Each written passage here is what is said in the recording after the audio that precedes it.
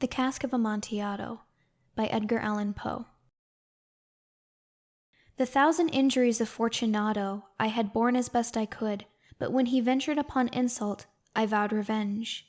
You, who so well know the nature of my soul, will not suppose, however, that I gave utterance to a threat. At length I would be avenged. This was a point definitively settled, but the very definitiveness with which it was resolved precluded the idea of risk. I must not only punish, but punish with impunity. A wrong is unredressed when retribution overtakes its redresser.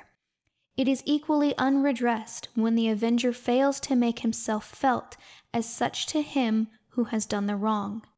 It must be understood that neither by word nor deed had I given Fortunato cause to doubt my goodwill. I continued, as was my wont, to smile in his face, and he did not perceive that my smile now was at the thought of his immolation. He had a weak point, this Fortunato. Although in other regards he was a man to be respected and even feared, he prided himself on his connoisseurship in wine. Few Italians have the true virtuoso spirit. For the most part their enthusiasm is adopted to suit the time and opportunity, to practice imposture upon the British and Australian millionaires. In painting and gemmary, Fortunato, like his countrymen, was a quack. But in the matter of old wines he was sincere. In this respect I did not differ from him materially. I was skillful in the Italian vintages myself, and bought largely whenever I could. It was about dusk one evening, during the supreme madness of the carnival season, that I encountered my friend. He accosted me with excessive warmth, for he had been drinking much. The man wore motley. He had on a tight-fitting, party-striped dress, and his head was surmounted by the conical cap and bells. I was so pleased to see him that I thought I should never have done wringing his hand. I said to him, "My dear Fortunato, you are luckily met. How remarkably well you are looking today. But I have received a pipe of what passes for Amontillado, and I have my doubts." "How?" he said. "Amontillado? A pipe? Impossible! And in the middle of carnival!" "I have my doubts," I replied, "and I was silly enough to pay the full Amontillado price without consulting you in the matter. You were not to be found, and I was fearful of losing a bargain." "Amontillado? I have my doubts." "Amontillado?" And I must satisfy them. "Amontillado? As you are engaged, I am on my way to Lucchesi.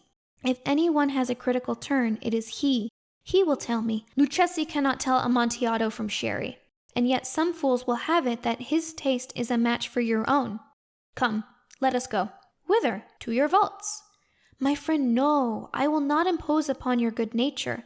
I perceive you have an engagement. Lucchesi." "I have no engagement. Come." "My friend, no. It is not the engagement, but the severe cold with which I perceive you are afflicted. The vaults are insufferably damp. They are encrusted with nitre." "Let us go nevertheless. The cold is merely nothing. Amontillado! You have been opposed upon, and as for Lucchesi, he cannot distinguish sherry from Amontillado." Thus speaking, Fortunato possessed himself of my arm. Putting on a mask of black silk and drawing a roll éclair closely about my person, I suffered him to hurry me to my palazzo.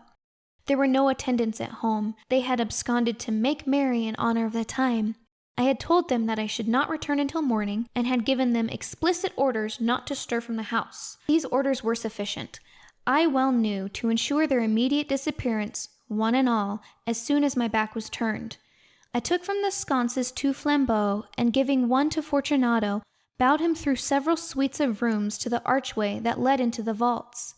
I passed down a long and winding staircase, requesting him to be cautious as he followed. We came at length to the foot of the descent, and stood together on the damp ground of the catacombs of the Montresors. The gait of my friend was unsteady, and the bells upon his cap jingled as he strode. "The pipe," said he. "It is farther on," said I. "But observe the white web work which gleams from these cavern walls." He turned towards me and looked into my eyes with 2 filmy orbs that distilled the rheum of intoxication. "Nitre?" he asked at length. "Nitre," I replied. "How long have you had that cough?" My poor friend found it impossible to reply for many minutes. "It is nothing," he said at last. Come, I said with decision. We will go back. Your health is precious. You are rich, respected, admired, beloved. You are happy as I once was. You are a man to be missed. For me, it is no matter. We will go back. You will be ill, and I cannot be responsible. Besides, there is Lucchesi. Enough, he said. The cough is a mere nothing. It will not kill me. I shall not die of a cough. True. True, I replied. And indeed, I had no intention of alarming you unnecessarily, but you should use all proper caution. A draught of this Medoc will help defend us from the damps. Here I knocked off the neck of a bottle, which I drew from a long row of its fellows that lay upon the mould. Drink, I said, presenting him the wine. He raised it to his lips with a leer. He paused and nodded to me familiarly, while his bells jingled. I drink, he said, to the buried that repose around us, and I to your long life. He again took my arm, and we proceeded. These vaults, he said, are extensive. The Montressors, I replied, were a great and numerous family. I forget your arms. A human foot d'or in a field of azure, the foot crushes a serpent rampant whose fangs are embedded in the heel. And the motto?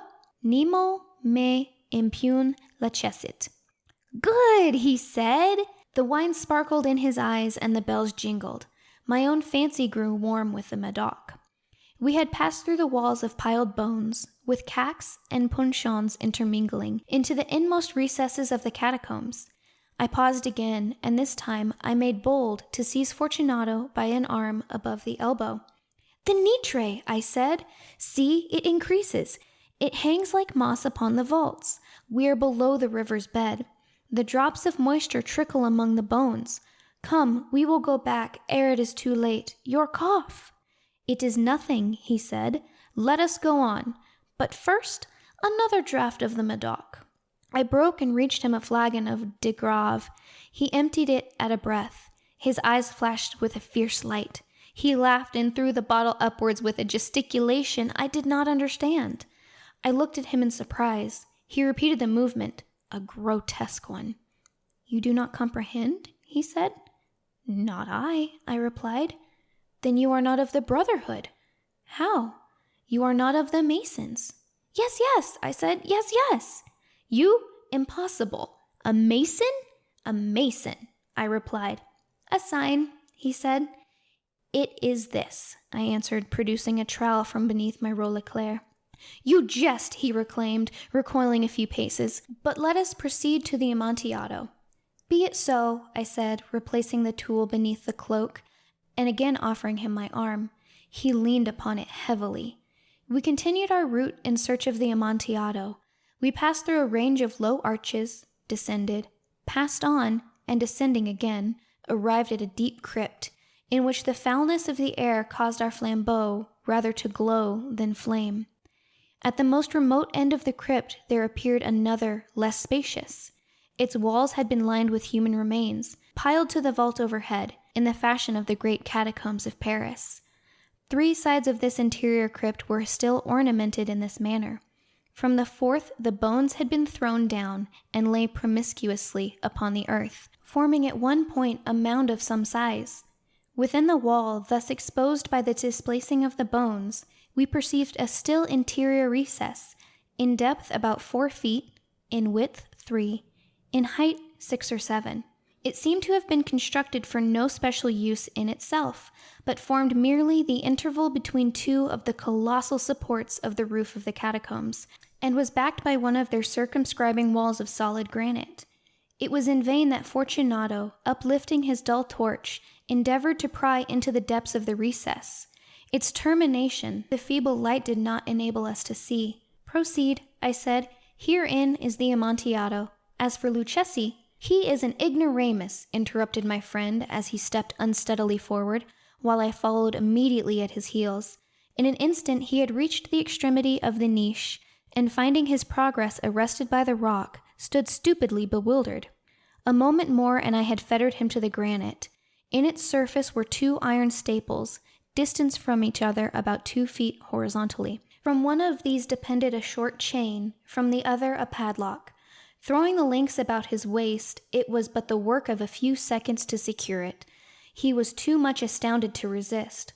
Withdrawing the key, I stepped back from the recess.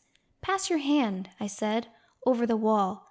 You cannot help feeling the nitre. Indeed, it is very damp. Once more, let me implore you to return. No? Then I must positively leave you. But I must first render you all the little attentions in my power." "The Amontillado!" ejaculated my friend, not yet recovered from his astonishment. "True," I replied, "the Amontillado." As I said these words, I busied myself among the pile of bones of which I had before spoken. Throwing them aside, I soon uncovered a quantity of building stone and mortar. With these materials, and with the aid of my trowel, I began vigorously to wall up the entrance of the niche. I had scarcely laid the first tier of the masonry when I discovered that the intoxication of Fortunato had in a great measure worn off. The earliest indication I had of this was a low moaning cry from the depths of the recess. It was not the cry of a drunken man. There was then a long and obstinate silence. I laid the second tier, and the third, and the fourth. And then I heard the furious vibrations of the chain. The noise lasted for several minutes, during which, that I might hearken to it with the more satisfaction, I ceased my labors and sat down upon the bones. When at last the clanking subsided, I resumed the trowel and finished without interruption the 5th, 6th, and 7th tier. The wall was now nearly upon a level with my breast. I again paused, and holding the flambeau over the mason work, threw a few feeble rays upon the figure within. A succession of loud and shrill screams, bursting suddenly from the throat of the chained form, seemed to thrust me violently back. For a brief moment I hesitated. I trembled. Unsheathing my rapier, I began to grope with it about the recess, but the thought of an instant reassured me.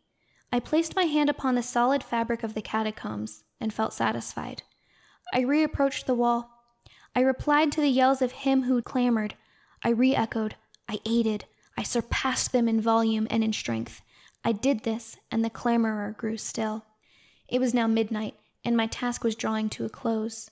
I had completed the 8th, 9th, and the 10th tier. I had finished a portion of the last and the 11th. There remained but a single stone to be fitted and plastered in. I struggled with its weight. I placed it partially in its destined position, but now there came from out of the niche a low laugh that erected the hairs upon my head. It was succeeded by a sad voice, which I had difficulty in recognizing as that of the noble Fortunato. The voice said, "Ah, a very good joke indeed, an excellent jest. We will have many a rich laugh about it at the palazzo. Over our wine." "The Amontillado," I said. "Ah, yes, the Amontillado. But it is not getting late? Will they not be awaiting us at the palazzo, the Lady Fortunato and the rest? Let us be gone." "Yes," I said, "let us be gone." "For the love of God, Montresor!" "Yes," I said, "for the love of God!" But to these words I hearkened in vain for a reply. I grew impatient, and I called aloud, "Fortunato!" No answer. I called again, "Fortunato!" No answer still. I thrust a torch through the remaining aperture and let it fall within. There came forth in return only a jingling of the bells. My heart grew sick, on account of the dampness of the catacombs. I hastened to make an end of my labor. I forced the last stone into its position. I plastered it up. Against the new masonry, I re-erected the old rampart of bones. For the half of a century no mortal has disturbed them. In pace requiescat.